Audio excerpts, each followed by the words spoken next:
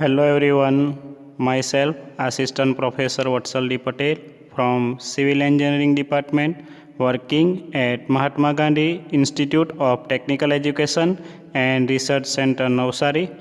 Today we are going to discuss about human-centered thinking and empathy. So one of the unique qualities of contributors in their ability to appreciate and understand others' life situation, others' mental condition, and others' point of view. How do they do this? So let's find its answer.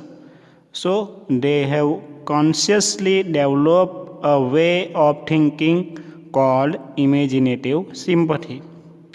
In this way of thinking, they are able to give due importance to the human aspects of a situation and not just the technical or commercial aspects. But this is not all. Imaginative sympathy goes beyond looking at the human aspects of the situation.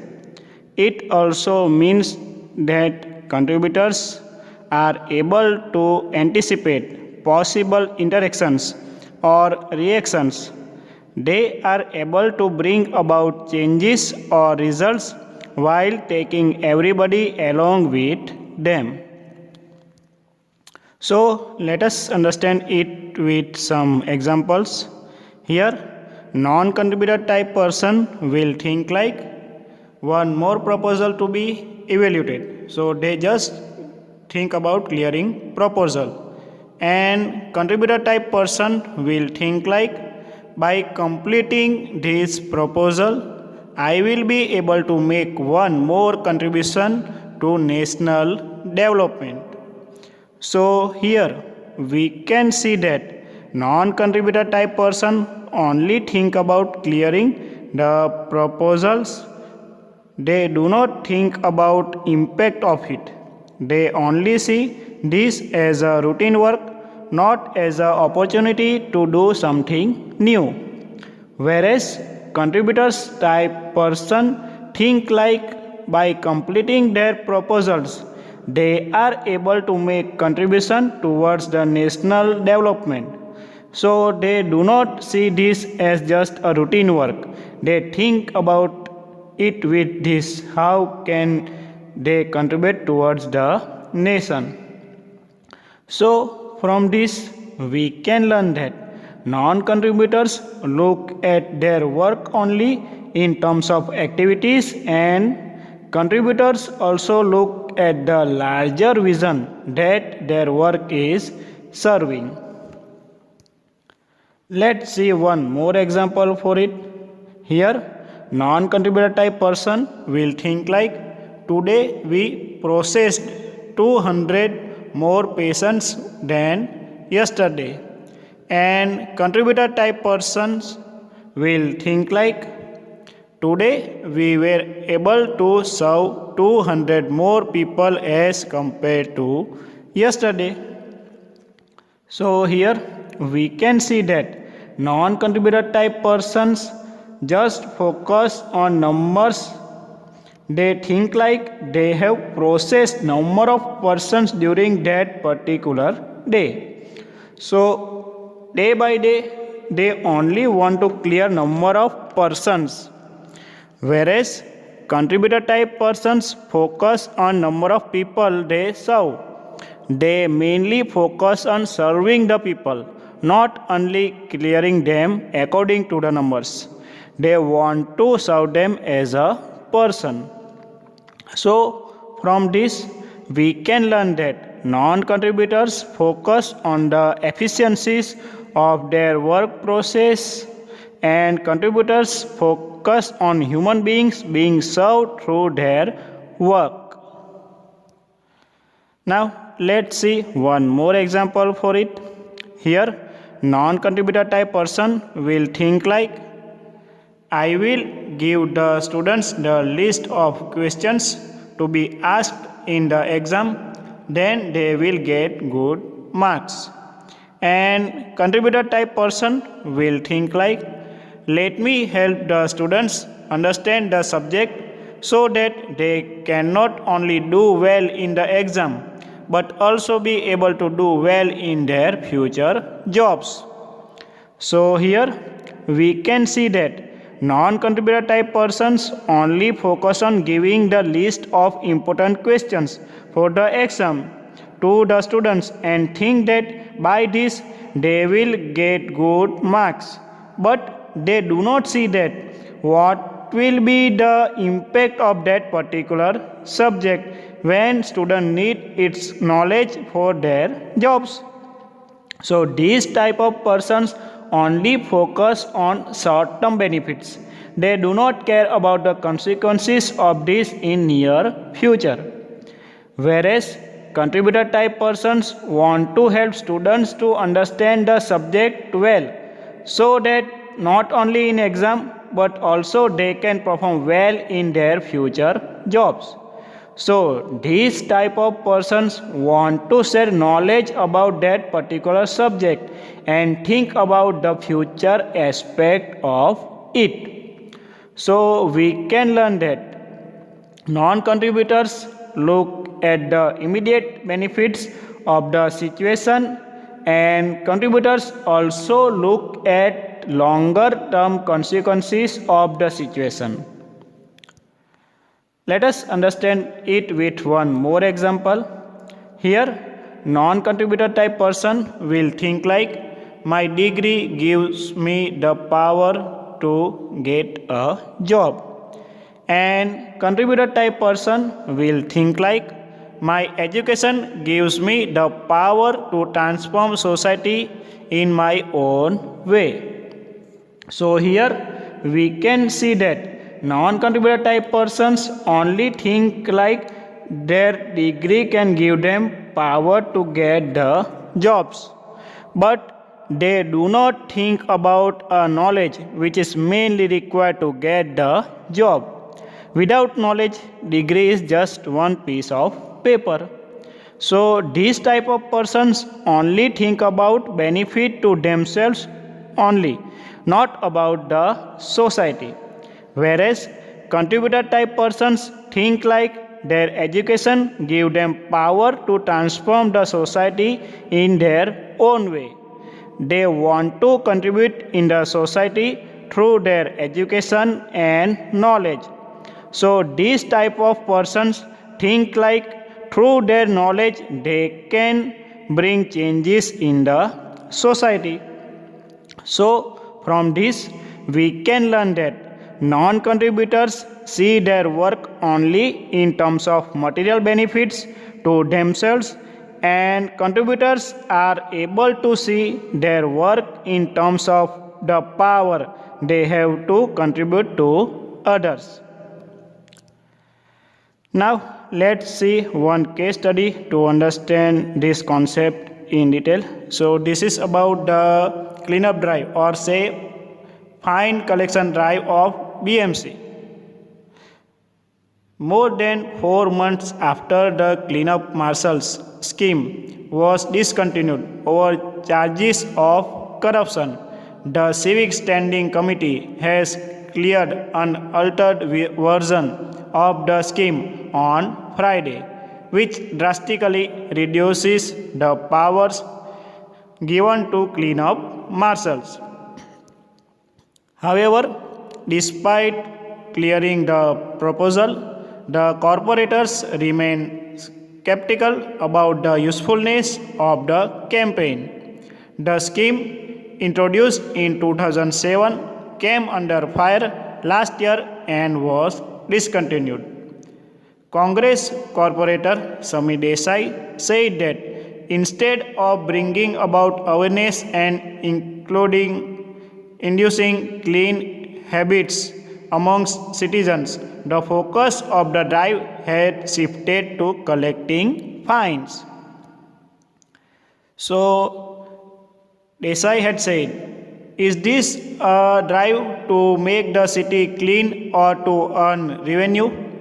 The scheme has not even resulted in one clean street in the city. Additional Municipal Commissioner Manisha Maheskar said that Brihat Mumbai Municipal Corporation would ensure that marshals do not misuse the scheme. Also, a new clause has been introduced wherein even the marshals or their appointing agency can be fined for wrongdoing. The chief shortcomings of the previous scheme were the approach of marshals towards people and their lack of awareness about the role of a BMC representative, said BP Patil, Chief Engineer of the Solid Waste Management Department of the BMC. So, from this, we can learn that through the cleanup drive of BMC began with a vision of making the city clean. The marshals implementing it lost sight of this larger vision.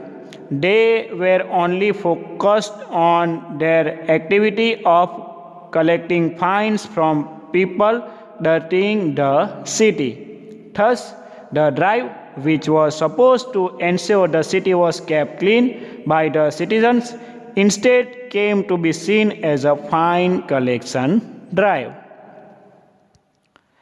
Let us understand human-centered thinking and empathy with one story. Dr. Shah is a well-known orthopedic surgeon specializing in back-related illnesses. He consults in several large hospitals and also has his own private practice. Manu has been having a bad back pain for several weeks. He finds it hard to sit for a long time. He takes a 11:30 a.m. appointment to consult Dr. Shah in his private clinic. So he thought, let me hurry. I have to reach the doctor's clinic on time. On reaching there, he finds that the doctor has not come in as yet. One of the persons said, we have been waiting for over 1 hour. And one old person added, these seats are terrible. My back is worse. Dr. Shah comes in 45 minutes later, gives a curt apology to all as he walks away into his cabin like, sorry. When Manu's turn finally arrives, the doctor does a quick check, prescribes some medicines and asks him to come back 2 weeks later. Manu groans, I would rather go to a lesser known doctor.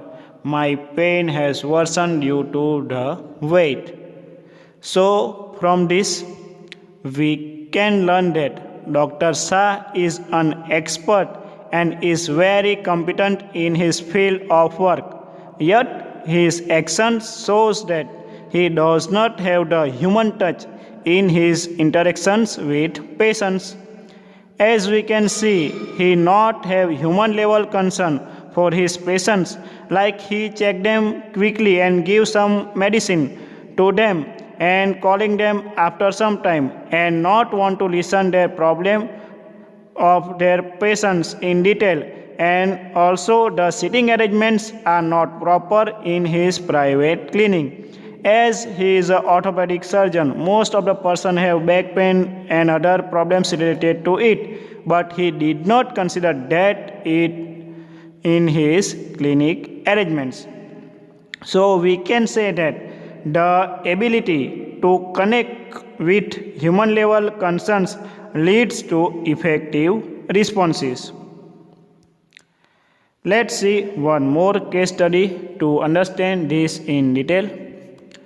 Known for her no-nonsense ways, Kiran Bedi introduced a new way of policing in Tihar jail. Once considered a hellhole, today Tihar stands testimony to the transformative intervention led by Bedi. One of the inmates said, The jail was a madhouse. Inmates were treated with no respect. I shared my cell with 25 other inmates. Fights were frequent. I did not know whether life was more miserable outside or inside. Kiran Bedi said about this, it was accepted by all that a jail term had to be made miserable. I challenge that. Jail has to be transformative. Only then we will have reformed citizens. So the first day, Bedi walked into the jail in plain clothes. One of inmates said, "Madam asked us, do you pray?" Second one said, "I was surprised I did not answer." And another one said, "When none of us said anything, she asked us, 'Would you like to pray?'" Kiran Bedi said about this, "I wanted to give them the message that I am here for you. I am here for you for a new way of life." When we finished praying, there was complete silence. We had broken the ice. Next, Bedi introduced a series of transformative measures in the jail, such as literacy and higher education programs, panchayat system for self-management of prison by inmates, de-addiction programs, etc. Bedi and her team worked with missionary zeal to get these intervention to become an integral part of the jail. The sustained and persuasive efforts start showing results after some time. And this was the experience shared by inmates. I completed my graduation from Open University while in jail. This was after a break of 7 years. We formed different committees to manage kitchen, library, sports activities, internal discipline, etc. It was very satisfying to do something constructive. In my teens, I got addicted to drugs. Here, I underwent counseling for the addiction. So, from this, we can learn that Kiran Bedi did not see herself only as the Inspector General of Prisons of Tihar Jail. She saw herself as someone who had the power to transform the lives and futures of the jail inmates. So we can say that imaginative sympathy transforms the way you see your role. Now let's see one more case study to understand human-centered thinking and empathy. Dr. Patel reads in the newspaper about malaria epidemic in his city. He starts receiving malaria patients in his clinic. However, the number of malaria patients coming to his clinic keeps increasing every day. He is concerned. He thinks over the issue and realizes that he has to play a more active role in addressing the problem.